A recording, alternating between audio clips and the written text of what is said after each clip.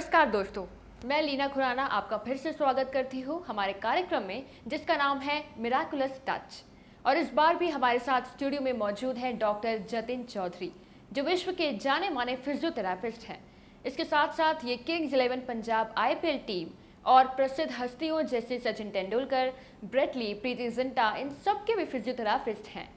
आइए आज हम इनसे बात करेंगे काफ़ी ऐसी बीमारियों के बारे में जिनका इलाज बहुत ही गंभीर है। तो डॉक्टर साहब, आपका स्वागत है हमारे स्टूडियो में। आज हम आपसे जानना चाहेंगे कार्डियो डिजीज़ के बारे में। देखिए, कार्डियो डिजीज़ का मतलब हो गया आपको कोई भी heart related problem.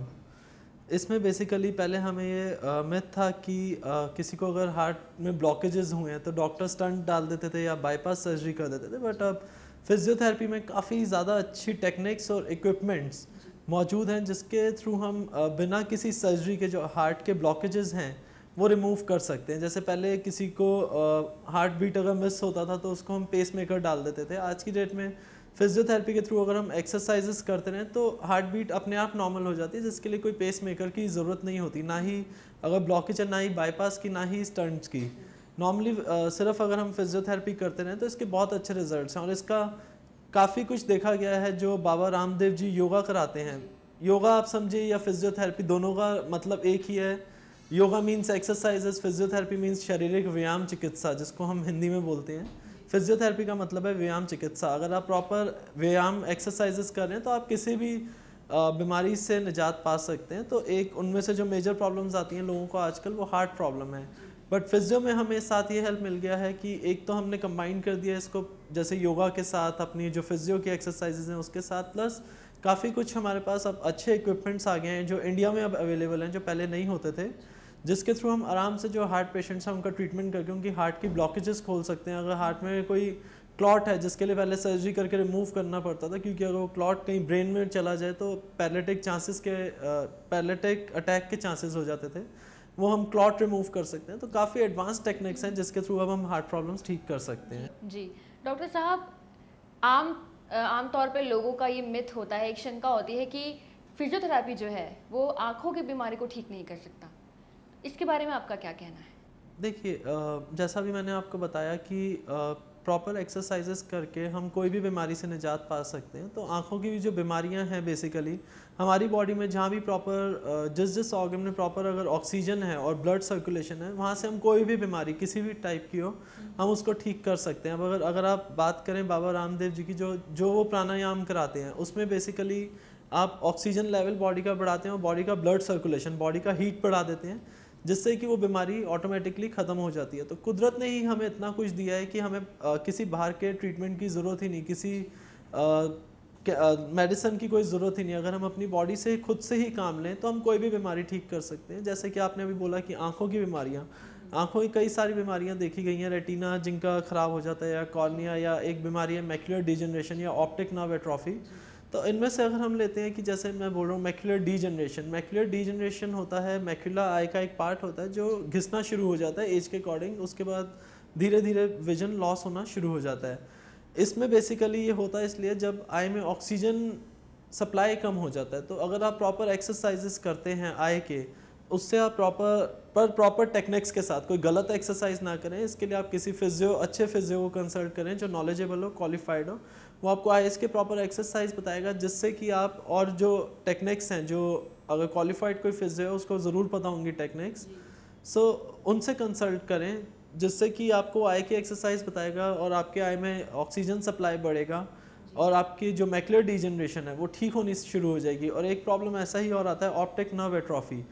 Optic nerve होता है जो आई का मेन नर्व होता है, जो आँख को सारा जो हमें विजन देखने के लिए जो है ब्रेन से ऑर्डर देता है, वो उसका एट्रोफी मीन्स होता है किसी भी ऑर्गन का, किसी भी नर्व का काम करना बंद हो जाना।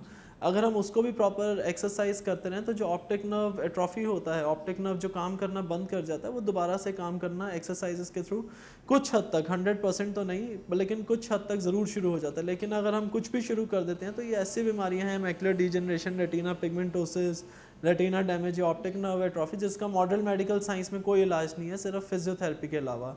जी, ये बात तो थी कार्डियो और आई प्रॉब्लम्स के बारे में। अब हम आपसे जानना चाहेंगे न्यूरो प्रॉब्लम्स के बारे में, जिसके अंदर आता है पैरालिटिक अटैक। देखिए न्यूरो प्रॉब्लम्स काफ़ी सारे होते हैं, जैसा आपने एक मेंशन किया पैरालिटिक अटैक, ये होता है बेसिकली किसी को ब्रेन हैमरेज या ब्रेन में क्लॉट हो जाए। इनमें से एक प्रॉब्लम होता है एपिलेप्टिक अटैक, जिसको हम मिर्गी के दौरे बोलते हैं। एक बीमारी है पार्किंसंस, एक ऐसी ही बीमारी है मल्टीपल स्क्लेरोसिस। पहले मिथ था कि फिजियोथेरेपी सिर्फ इनके रिहैब में काम आती है, जो कि एक ठीक बात है। अगर किसी को पैरालिटिक अटैक होता है, उसका अगर ब्रेन हैमरेज है, तो पहले न्यूरो सर्जन का वर्क होता है, न्यूरो फिजिशियन का उस पर वर्क करना, लेकिन उसके बाद इसमें फिजियोथेरेपी का मेजर रोल है। और जैसा मैं बोल रहा हूँ एपिलेप्टिक अटैक, जो मिर्गी के दौरे हैं, मिर्गी के दौरे में अगर आप प्रॉपर ब्रेन की एक्सरसाइजेस करते हैं तो आप इससे ज़िंदगी भर के लिए निजात पा सकते हैं। ऐसे कई केसेस मैंने सॉल्व किए हैं और मेरे पास प्रॉपर उनके MRI स्कैन्स हैं, EEG रिपोर्ट्स हैं ब्रेन के, जिसमें आया कि पहले उनको ये एपिलेप्टिक अटैक पड़ते थे और उसके ट्रीटमेंट के बाद अब वो बिल्कुल ठीक हैं। फिजियोथेरेपी में पहले हम मिर्गी के दौरे में कोई हेल्प नहीं कर सकते थे, सिर्फ जिनको पढ़ते थे उनका थोड़ा मस्कुलर स्ट्रेंथनिंग करा देते थे, लेकिन आज की डेट में इसका पूरा प्रॉपर क्योर है फिजियोथेरेपी में। और जो पैरालिटिक अटैक की हम बात कर रहे हैं, जैसा मैंने बताया, इसमें पहले न्यूरो फिजिशियन या न्यूरो सर्जन की हेल्प की बहुत ज़रूरत है। उसके बाद हम पैरालिटिक अटैक में हम रिहैब कर सकते हैं, क्योंकि किसी को अगर ब्रेन हैमरेज होता है, ये एक एमरजेंसी केस है जिसमें कि ICU में ही जाना पड़ेगा और न्यूरो सर्जन की हेल्प लेनी पड़ेगी। लेकिन उसके बाद पैरालिटिक अटैक आ जाता है अगर किसी को ब्रेन हैमरेज होता है या क्लॉट आता है ब्रेन में, तो उसके बाद हम बड़े आराम से एक्सरसाइजेस करा के बहुत जल्दी, पहले इसमें हमें 6-6 महीने 1-1 साल लग जाता था। कई पेशेंट्स ऐसे होते थे जो पैरालिटिक अटैक आता था तो उसके बाद कभी चल ही नहीं पाते थे, लेकिन फिजियोथेरेपी के थ्रू अब ऐसे पेशेंट्स हमने देखा है कि हम 3-3 महीने में ठीक कर देते हैं और वो अपनी डेली एक्टिविटीज़ कर सकते हैं, उसके बाद नॉर्मल हो जाते हैं एटलीस्ट 80 to 90%। डॉक्टर साहब, अब हम आपसे जानना चाहेंगे कि हाइट से रिलेटेड ऐसी क्या बीमारियां होती हैं जिन्हें फिजियोथेरेपी के द्वारा ठीक किया जा सकता है? देखिए आज की डेट में जैसे बहुत ज़्यादा मेंटल और फिज़िकल स्ट्रेस है, एक छोटे बच्चे से लेके एक अडल्ट तक, जिस वजह से जो एक बच्चे का ग्रोथ है वो नॉर्मली नहीं हो पाता। कहीं ना कहीं जो ग्रोथ हार्मोन्स हैं वो स्टिमुलेट प्रॉपरली नहीं हो पाते, तो जिस वजह से फिज़िकली भी बच्चा वीक रहता है, मेंटल प्रेशर इतना ज़्यादा, उनकी हाइट हार्मोनल इम्बैलेंस हो जाता है, जिस वजह से हाइट जितनी बढ़नी चाहिए उतनी नहीं बढ़ पाती। तो फिजियोथेरेपी से हम ये भी एक मिथ था कि जो हाइट है वो सिर्फ 18 ईयर्स तक बढ़ती है, लेकिन अभी जो है जो प्रेजेंटली हमने केसेस किए हैं फिजियोथेरेपी के थ्रू, हमने 40 ईयर्स तक के लोगों की हाइट 1 से 2 इंच ज़रूर बढ़ाई है। और इसके जो हमारे पास प्रूफ हैं, पूरे प्रूफ हैं। और हाइट अब ऐसा कुछ नहीं है कि आप 18 ईयर्स तक बढ़ा सकते हैं, क्योंकि किसी भी इंसान का ग्रोथ हार्मोन पूरी तरह स्टिमुलेट नहीं हुआ होता because of mental pressure, mental stress, physical stress, जिसकी वजह से हाइट पूरी नहीं निकल पाती। तो आज की डेट में फिजियोथेरेपी में इतने बेहतर ट्रीटमेंट हैं कि आप 18 साल के बाद भी, इससे पहले एक टेस्ट होता है पाइट, जिसको हम पाइट टेस्ट बोलते हैं, पाइट टेस्ट कराना पड़ता है। उसमें हमें क्लियर हो जाता है कि ग्रोथ हार्मोन कितना डेवलप हुआ है, कितना नहीं, और हम किसका कितना हाइट बढ़ा सकते हैं। टेस्ट करके हम ट्रीटमेंट शुरू करते हैं और देखा गया 6 महीने से 1 साल तक कोई भी इंसान घर बैठे बैठे एक्सरसाइज करना होता है और 15-20 दिन में एक बार हमारे पास विजिट करना पड़ता है, जिस घर बैठे बैठे 1 से 1.5 इंच या 2 इंच हाइट बढ़ा सकता है आराम से, बहुत आराम से। डॉक्टर साहब, आज बहुत अच्छी जानकारी, बहुत सारी जानकारी आपने हमारे दर्शकों को दी है, जिसके लिए हम आपके बहुत बहुत आभारी हैं। धन्यवाद।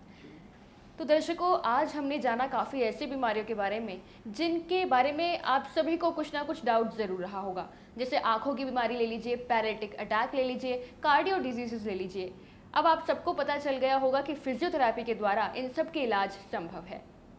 तो आज के लिए बस इतना ही। अगली बार फिर लौटेंगे किसी अच्छे विषय के साथ आपके सामने। इजाज़त दीजिए, नमस्कार।